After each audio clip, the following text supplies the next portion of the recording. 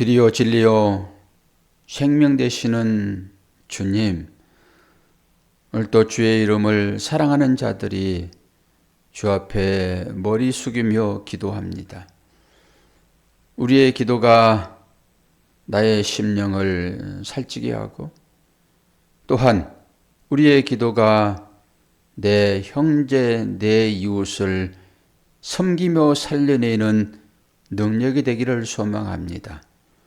오늘도 빈 마음으로 주 앞에 나와싸우니 우리 마음 가운데 하늘의 신령한 복을 가득가득 채워주심으로 오늘도 그것을 다른 사람들에게 나누어주는 하나님의 복된 자녀가 되도록 축복하여 주옵소서.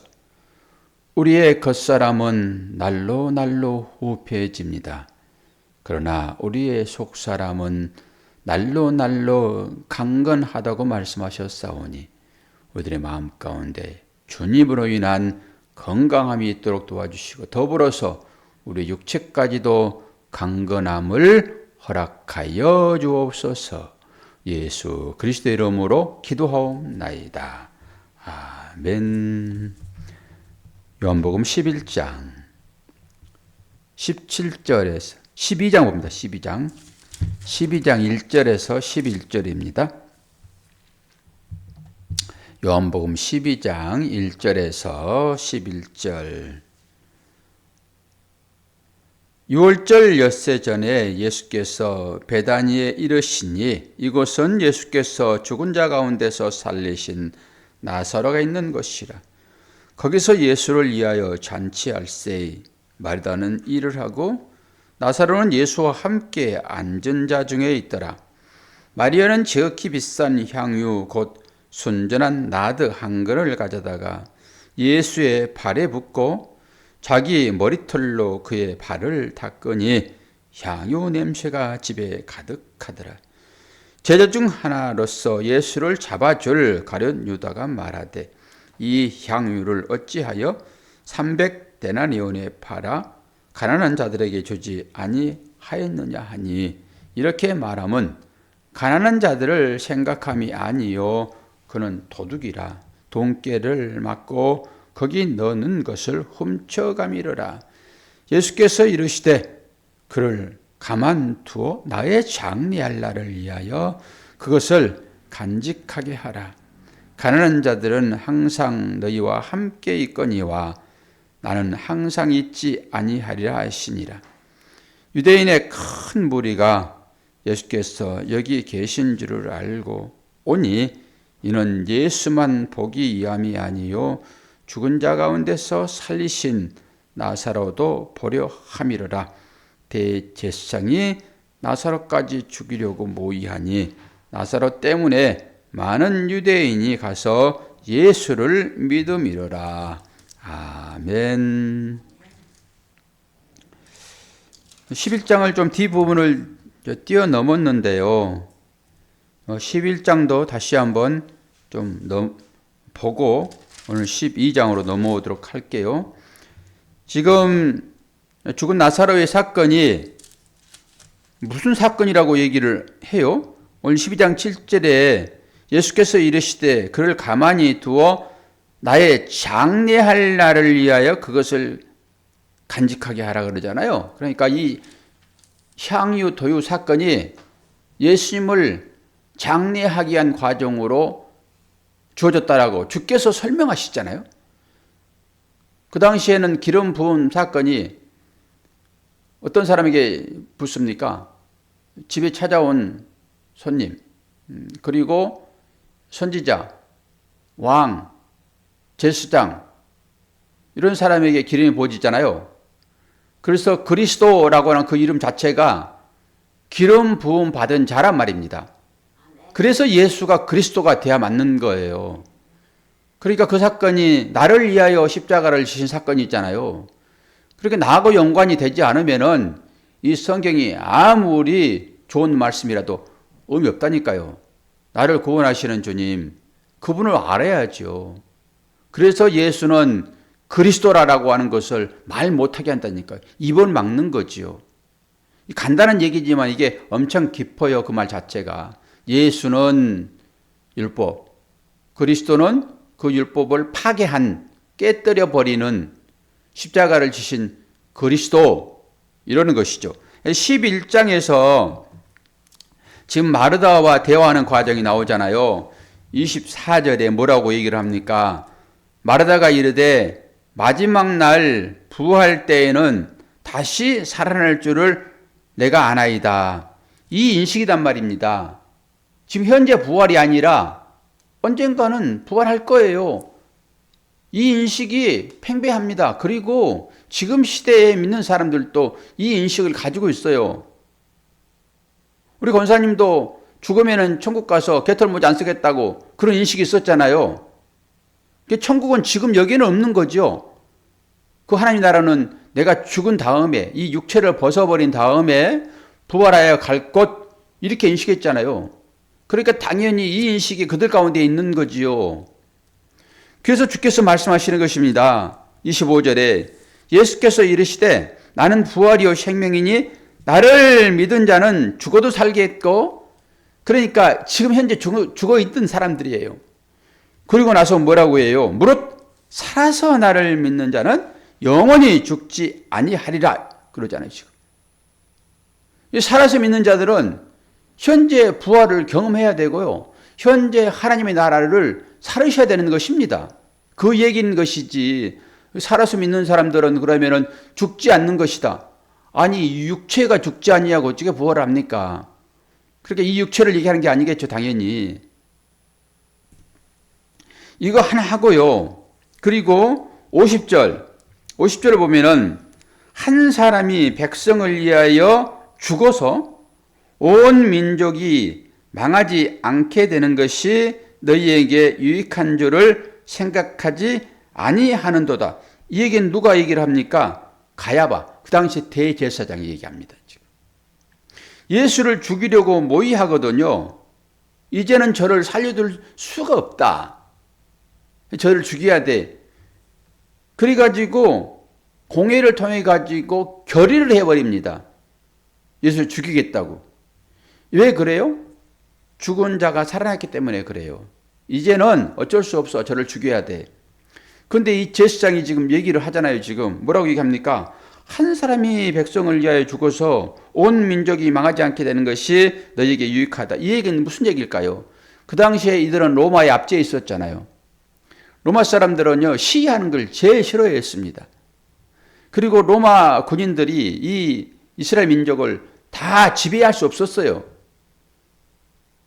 군사가 그렇게 많지 않았습니다. 그쪽에 배치한 군사들이. 그래서 소요를 되게 싫어했습니다. 그런데 이 일로 인하여서 지금 소요 같은 것들이 일어나잖아요. 많이 떨어져 있는 사람들이. 그러니까 제사장이 얘기하는 거예요, 지금. 이 한 사람이 죽어버리게 되면은 우리는 로마 사람들의 그 어려움을 당하지 않게 될 거야. 이 얘기를 하고 있지만은 이 얘기는 지금 뒤에 가가지고 얘기하잖아요. 51절에 이 말은 스스로 함이 아니요 그 해에 대제사장이므로 예수께서 그 민족을 이해하시고 또한 그 민족만 이해할 뿐 아니라 흩어진 하나님의 자녀를 모아 하나가 되기 위하여 죽으실 것을 미리 말함이러라. 설명하고 있잖아요, 지금. 이 가야바 대제사장은 예수 한 사람 죽음으로 인해서 우리가 로마 사람들에게 공경을 당하지 않는 것이 낫겠다라고 하고 있지만은 이 말 자체가 예수 그리스도 한 사람이 죽어서 수많은 사람들을 살려야 되리라고 하는 거잖아요. 여기 신앙 고백이잖아요. 겉으로 드러나는 것은 신앙 고백이 아닌 것처럼 느껴지지만은 이 말을 받습니다. 주께서. 그래서 예수 그리스도의 십자가의 죽음이 뭘 말하고 있는지 이 사람들의 입을 통해서도 안다니까요. 그리고 예수께서 이제 죽으시잖아요. 이제 죽으실 것인데 그 죽은 과정 중에서라도 그 군인들이 뭐라고 얘기를 합니까? 주위 사람들이 뭐라고 얘기합니까? 이는 죄인이 아니었다. 의인이었다. 그리고 왕이다라고 하는 것을 다른 사람의 입을 통해서 얘기를 한다니까요. 그럼 뭘 얘기하죠? 우리 삶 가운데 이 모든 일들이 다 있습니다. 계속 하나님은 말씀하신다니까요. 우리가 그것을 믿음으로 받지 않아서 문제예요. 계속 말씀하시는데 이 가야바가 얘기할 때 이는 이 실제적인 이 현상만 보고 얘기하지만은 주님은 그걸 가지고 자신의 죽음을 얘기하잖아요. 지금 너 말 잘했다. 그래, 한 사람이 죽어서 모든 사람을 살린다고 얘기했지. 그래, 내가 죽어서 모든 사람을 살려낼 게야. 이렇게 얘기하잖아요. 지금. 그리고 베드로도 고백을 할 때 그것은 네가 말하는 것이 아니라 성령의 은혜로 얘기한 거다. 얘기하잖아요. 그리고 나서 오늘 12절이 나오는 것입니다. 그래서 이 향후 부흥 사건이 지금 뭐라고 얘기합니까? 3절에 보면은 마리아는 지극히 비싼 향유 순전한 나드 한 근을 가져다가 예수의 발에 붓고 자기 머리털로 그의 발을 닦으니 향유 냄새가 집에 가득하더라 얘기를 해요. 그러니까 마리아가 지금 이 향유 부음 사건 자체가 뒤에서 또 설명하잖아요. 예수의 장례를 위하는 거다라고 얘기를 하고 있잖아요. 설명을 다 하고 있으니까. 그런데 우리는 이런 것들을 생각하지 아니하고 어떤 식의 우리의 사고방식입니까? 야, 자기 평생 모은 그 재산, 그리고 이것을 또 대대로 물려받은 그런 아주 값진 것, 이런 것으로만 생각을 하고 전 재산을 다 바쳤으니 이것이야말로 예수를 믿는 사람들의 어떤 표징이다. 그러면서 두 렙돈을 드렸던 그 과부의 그 일과 연결시켜가지고 그렇게 봐버리잖아요. 그럼 우리가 이제 헌금이라고 하는 이 의미를 가지고 과부의 두 렙돈을 얘기를 하는데 이 헌금이 바로 이런 거예요. 이 헌금이라고 하는 것은 최고의 가치 있는 거잖아요. 최고의 가치. 그리고 우리 육신을 입고 있는 인간들이 아주 열심을 다하여 모은 재산이잖아요. 그러니까 이게 온 마음이 다 들어있는 거지요. 전 재산이라고 하는 것은 그 문제인 것이지 뭐 정성을 얘기하는 게 아니에요. 그럼 그건 뭘 얘기합니까? 자기가 전 재산을 다 들여서 그것은 생명과 연결되어 있잖아요. 그것은 예배라고 하는 것은 제사이잖아요. 제사는 뭘 가지고 갑니까? 재물을 가지고 가잖아요. 그 재물은 누구를 상징적으로 드리는 거예요? 나를 드리는 행위잖아요. 그게 나를 드리는 행위. 그리고 그 재물은 흠없는 것이어야 되기 때문에 당연히 흠없는 것은 예수 그리스도시죠. 그분만 받으시는 것이니까. 그 예수 그리스도를 드리는 행위가 제사입니다. 그리고 우리가 이제 하나님 앞에 나올 때 우리를 드려야 되잖아요. 산 제물로. 우리를 어떻게 드립니까? 우리가 최고로 가치 있게 여기는 그 열심을 다하여 모은 그것을 생명처럼 여기는 그것을 하나님께 드리잖아요. 이게 헌금인 거예요.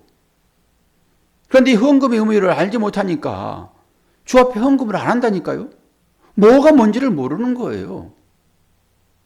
나를 드리는 행위라니까요. 흠없는 예수 그리스도가 드려지는 행위이고요. 나의 생명처럼 여겨지는 것이 돈이잖아요. 그건 나를 드리는 행위예요. 아니 예배 드리러 오면서 제사하면서 재물을 가지고 왔는 제사가 어디 있습니까? 그런 의미로 가부의 두 렙돈을 보시는 거고요. 너는 너를 다 드리는구나. 주께서 설명하시잖아요. 많고 적의 문제가 아니라라고. 전 재산을 다 드렸다라고 하는 것은 내가 이제 생명을 드립니다 라고 하는 의미인 거예요. 그래서 산 제사인 것이지 그냥 말만 왔다 갔다 그럽니까? 그런 의미가 헌금에 있는 거고요. 오늘 여기도 똑같다니까요. 그 부분만 해결되어 있으면은 이 향유 도유 사건도 분명히 이해가 되죠. 이게 지금 예수님이 제사를 위하여 기름 부음의 일들인데 뭐라고 얘기합니까?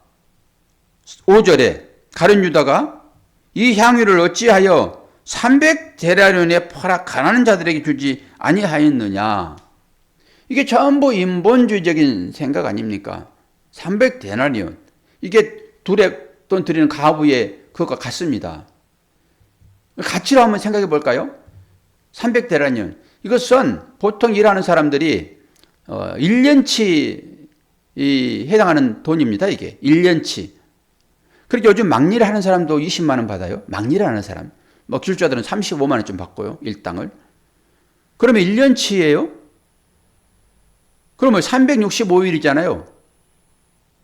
6천만 원, 7천만 원 가까이 됩니다. 이게. 이 돈으로 따지게 되면은. 그런데 그 한 7천만 원을 예수의 그 머리에 부어버리는 거, 여기는 이제 발이 부었다 하지만 다른 복음서에서는 머리에 부었거든요. 부어버리는 거 예수에게. 이 사건입니다, 이게. 그러니까 그 액수만 보고 나서 얘기하는 거예요. 야야야.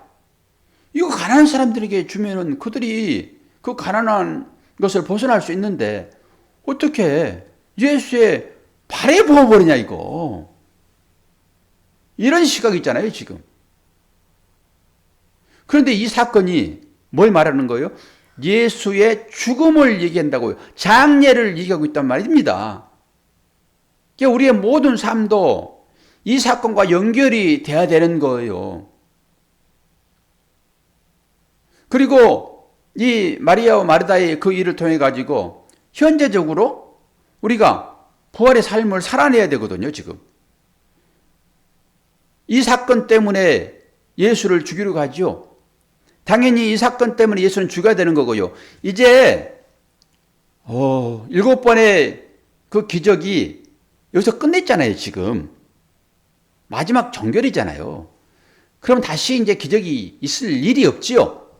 그러면 기적 다 끝났으면은 이게 하나님의 나라의 그 문을 여는 것이니까 얘기 다 끝난 거예요. 그리고 부활까지 이제 얘기한 것이니까 당연히 실제가 있어야 되겠죠. 실제가. 신앙도 그냥 생각만 하고 신앙생활 할 수 없습니다. 이게 우리의 삶에 실제로 나타나야 되는 거예요. 내가 형제를 위하여 발 씻는 행위가 나타나야 되고요. 내가 형제를 위하여 죽어지는 이게 자기 자신을 부인하는 거잖아요. 결론적으로. 그 일들이 일어나야 된다니까요. 자기 십자가를 지고 예수를 따르는 그 행위가 자기 부인 아니겠습니까? 그 자기 부인이 나타나야 되는 거예요. 그 앞에서 나는 없는 것입니다. 자꾸 나를 내세우니까 이 분쟁이 일어나는 것이죠. 너는 항상 내 밑에서 무릎 꿇어야 돼. 이런 거 아닙니까? 시기, 질투, 미움, 모함 다 이런 거지요. 수군수군. 이런 걸 끝내야 된다라는 것이 네 십자가를 지고라고 하는 거예요. 그 자기 부인 똑같은 것이고요. 그래 부활의 삶을 인식한 사람들은 아니 죽으면 당연히 부활하겠지요. 이 인식이 아니라고요 지금. 유대인들이 이 인식을 가지고 있잖아요 지금. 그게 마리아와 마르다도 똑같이 있고 뭐 제자는 안 그렇겠습니까? 부활하신 그 주님을 만나지 않고서는 전부 이 시각이 있는 거지요. 그러니까 이 시각을 이제 벗어나야 되는데 실제적인 삶이 나와야 되는데 그러면은 지금 죽은 자를 살리신 그 주님도 그 공회에서 결의해 가지고 예수를 죽이려고 하고 있고 이제 이게 정상적인 어떤 행위가 나타나는 것이죠. 그리고 예수를 죽일 뿐만 아니라 누구까지 죽이겠다 하고 있습니까 지금? 나사로까지요. 여기에서 여러분 힌트 하나 더 얻으셔야 돼요. 예수만 죽이겠다라고 하게 되면은 여러분은 아직까지도 나는 언젠가는 부활할 거예요. 이런 시각. 나는 지금 이 땅에서는 지옥의 삶을 살고 이 땅이 지옥인 거예요. 그래서 지옥을 벗어난 삶이 뭐예요? 다리를 띄는 삶이잖아요. 땅을 딛지 않고 뛰는 삶이잖아요. 이게 정결한 짐승이고. 제가 설명 그거 다 했어요. 나름대로. 그러니까 이 땅에서의 발을 띄는 것이 영원히 발을 띄면은 이제 하나님 나라가 이루어지는 거겠죠. 그 연습을 지금 뛰면서 하는 것이니까 이게 정결한 짐승이고. 그러면 예수께서 이제 부활을 이제 하십니다. 이제 부활하실 거예요. 그런데 실제적으로는 여기 하나님 나라의 삶을 살아야 되잖아요. 왜? 부활됐으니까. 이게 이미라고 하는 개념입니다. 그러니까 이 이미와 아직이라는 개념을 알지 못하게 되면은 이 성경 해석이 안 되는 거예요. 그래서 전부 다 미래에만 나타난 일만 생각하는 것입니다.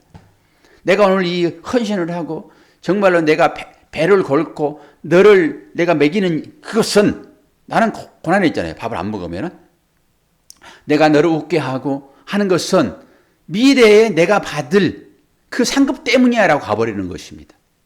이게 율법주의라니까요. 그런데 현재 이 부활을 경험하는 사람들은 어떤 삶이 나옵니까?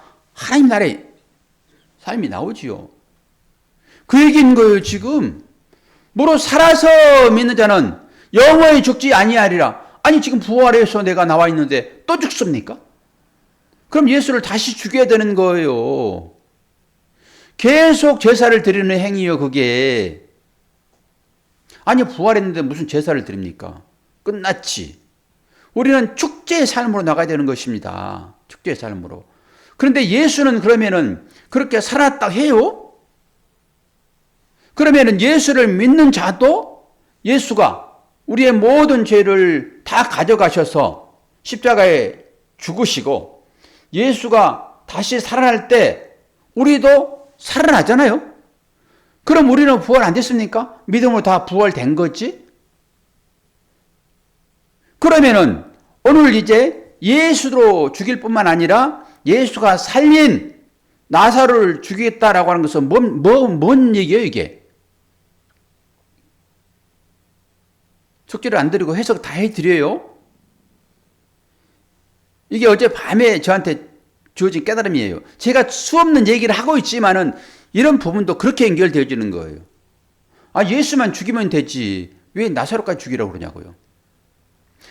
이 얘기는 무슨 얘기냐 그러면은 예수를 믿는 우리가 예수를 믿음으로 인하여서 임이라고 하는 부활의 삶, 하나님의 나라를 살잖아요. 그러면 이 율법이라고 하는 것은 대적이잖아요. 율법은 세상인 거예요. 그건 인본주의 이단입니다. 그러면 그 세상이라고 하는 것들이 이 거듭난, 다시 살아난 자, 거듭난 자잖아요. 예수 믿는 자를 어떻게 하겠냐고요, 지금.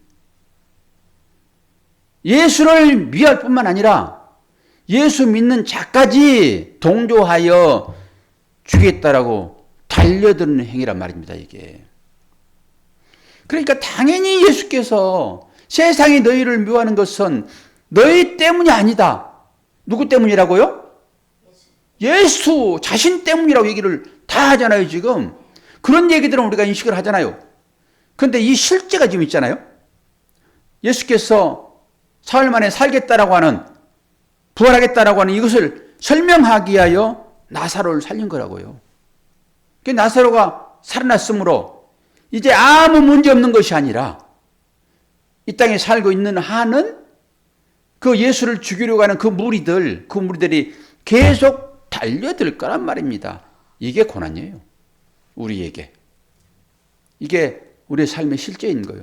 그래서 이런 원리를 알지 못하면은 왜 나한테 이 어려운 삶이 계속 가중될까?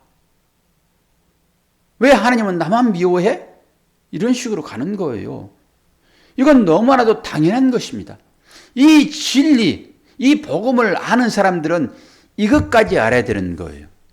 그렇게 이걸 알지 못하게 되면은 삼박자 구원하고 삼박자 축복만 나오는 것입니다. 왜 너 잘 믿었으면은 하나님께서 너 복 주실 텐데 너 왜 그렇게 지질이 궁색하니? 이렇게 가는 거예요. 저 여의도 쪽에 사람들처럼. 아니요. 말씀을 해석을 잘못하는 것입니다. 주님을 따르는 사람들은 당연히 어려움이 있게 돼 있어요. 어려움이 따른다니까요. 그러면은 이 어려움이 따를 때 우리는 어디로 피합니까? 예수님께 피해야 되잖아요. 이 교회가 예수님이세요, 교회가. 그래서 도피성을 주는 거고요. 그것도 어디로 사람들이 피합니까? 권력을 찾아 나가고 힘을 찾아 나가잖아요. 아니요. 교회로 가야 되는 거예요. 교회는 누구예요? 나예요, 나. 내 마음으로 들어가야 되는 거예요. 지금 주께서 내 마음에 와 계시잖아요, 지금. 이 새벽을 깨우면서 여러분들이 교회에 나오는 이 행위가 뭐예요? 여러분의 마음속으로 들어가는 행위라니까요. 기도를 그렇게 하는 거지요. 그래서 깊이 만나는 것입니다. 이제는 여러분이 밖에서 하나님을 찾으려고 하면 안 돼요. 밖에서. 하나님은 여러분 안에 말씀으로 계시잖아요. 그분과 교제해야 되는 거예요. 나는 상관없고 자꾸 곁에 뭔가를 찾으려고 그런단 말입니다. 기도하라고 그러니까. 내 안에 주님과 마주쳐야 되는 거예요. 내 안에 주님과. 그게 기도인 것입니다. 그래서 하나님 나라를 다시 이루어 나가는 거예요. 주께서 인도하실 때 그 명령 따라서 주께서 삶을 사는 그 삶으로 또 나가야 되는 거고요. 계속 그러다가 이제 마지막에 완결될 것입니다. 지금은 지어져 가는 것이고요. 오늘 이 베다니에서의 이 향유 사건이 예수님의 장례를 준비하는 거라고요. 그래서 전 재산이에요, 그게. 300데나리온. 이 대단한 것을 주님께 바쳐버리는 것입니다. 우리의 시간, 우리의 재물, 우리의 능력, 우리의 건강, 이 모든 것들은 내 안에 뭐라고요? 하나님 나라를 건설하는 것입니다. 이 하나님의 나라의 건설이 여러분 선행되어져야 돼요. 그런 다음에 여기서 나오는 것으로 살면 됩니다. 억지로 그래서 하지 말라는 거예요. 억지로. 우리의 마음 가운데 교회 잘 지으시면 돼요. 그리고 그 힘으로 여러분 도울 수 있으면 돕는 거고요. 그런데 나는 개털모자 안 쓰려고 이 땅 가운데서 고난을 겪어야 되고 상급을 많이 받기 위하여 이 율법의 행위를 해야 돼. 거짓 신앙입니다, 여러분. 여기서 벗어나야 돼요. 이 가짜 신앙 체계, 여기서 벗어나야 돼요. 직분도 마찬가지입니다. 여러분 일 시키려고 직분 주는 거 아니에요. 잘 알아들으셔야 돼요. 여러분 마음 가운데 여러분을 건설하라고요. 뭘 건설해요? 하나님 나라요. 교회예요. 그 마음 가지고 건설되어지게 되면은 그 마음 가지고 주께서 할 것이 할 것이니까 그 마음 가지고 헌신하고 섬기면은 힘듦이 없습니다. 기쁨으로 하는 일에는요 초자연적인 능력이 나타납니다. 여러분 해보셨잖아요. 권사님도 해보셨잖아요. 그 방송하기 어렵다고 자꾸 문제 생기고 그러니까 목사님 어떻게 하면은 이 방송이 잘 됩니까? 그리고 거금 200만 원을 헌금 가져와 가지고 그 찾으려고 막 애를 썼는데 그때 식사도 안 하고 그런데도 배도 안 고프더라고 고백했잖아요. 잊어버렸어요? 그것도?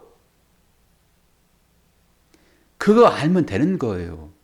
그거 알면은. 그럴 때 봉사하는 것입니다. 그러면 힘 안 들어요. 억지로 목사님 왜 자꾸 나 혼자밖에 지금 없는데 자꾸 저 얘기를 해가지고 나한테 부담을 줄까? 안 할 수도 없고 할 수도 없고 미치겠네. 그러다가 아주 인상 빡빡 쓰면서 그거 하면은 무슨 의미가 있겠냐고 그게. 그런 마음 가지고 있으면은 딱 받아가지고 샀을 거예요 그때 그거. 뭐 하나 깨달으라고 얘기를 했습니까 우리가. 딱 그런 의미들이 다 있습니다. 여러분도 은혜 내리지 않으면은 가만히 계시면 됩니다. 가만히 계시면 돼요. 하나님께서 뭐라 안 하십니다. 은혜 받게 되면은 하세요. 그때서는 그 주시는 힘이니까. 이 새벽 시간이 바로 그런 시간이잖아요. 오늘 하루 은혜 받아서 교회 짓고 그 남은 힘으로 또 다른 자들의 교회를 내가 지어주리라 이런 마음을 가지고 새벽을 깨우는 것이지 무슨 의무로 무슨 새벽을 깨웁니까? 목사님이 기뻐하시니까 여러분 새벽을 깨웁니까? 그거 아니잖아요. 여러분 사셔야 돼요. 새벽을 통해 가지고 여러분 안에 교회를 잘 지어내시는 오늘 하루의 새벽이 되기를 축원합니다. 기도하겠습니다. 좋으신 아버지 하나님 오늘도 함께 하시며 인도하신 것 감사합니다. 베다니에서의 이 사건이 참으로 중요한 일인데 이것을 영적으로 보지 못한 사람들은 왜 그걸 허비하니? 왜 낭비하니? 가난한 사람들을 줘야지. 너도 먹고 살아야지. 라는 식으로 이 일들을 보게 되는데 아버지 하나님 우리는 눈이 뜨여진 자로서 이것을 영적으로 다 분별하게 도와주시고 이제는 어떤 어려움이 있더라도 그 어려움을 잘 이겨낼 수 있는 당연히 오는 것을 알고 믿음으로 잘 극복할 수 있도록 오늘 또 함께하여 주옵소서. 감사드리며 예수 그리스도의 이름으로 기도하옵나이다. 아멘.